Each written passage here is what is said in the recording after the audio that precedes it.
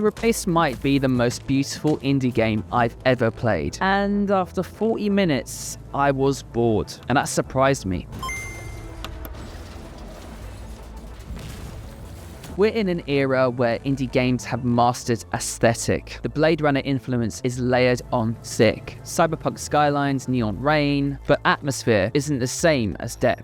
To be clear, this is a demo. I was really excited to play this demo, and yes, Replaced is visually a masterpiece. I just don't think it feels like one yet, and that's where Replaced starts to worry me. When I launched the demo, the first thing that caught me off guard wasn't the combat, it was the silence. In a world this detailed, this lived in, this drenched in character, the lack of dialogue to me feels like a missed opportunity. Cyberpunk without commentary feels hollow. Blade Runner works because it asks a question. What does it mean to be human? The neon is not the point, the philosophy is. The Replaced demo starts with an immediate lack of context for its dialogue, which left me confused and uninterested in the story. And then there's the gameplay. It's clean, responsive, polished, and completely predictable. Counter, strike, roll, takedown. It's Arkham combat compressed into 2D. And after 30 minutes, I'd seen the loop. I realized I wasn't learning new systems, I was memorizing choreography. There's not much escalation, and I'm sure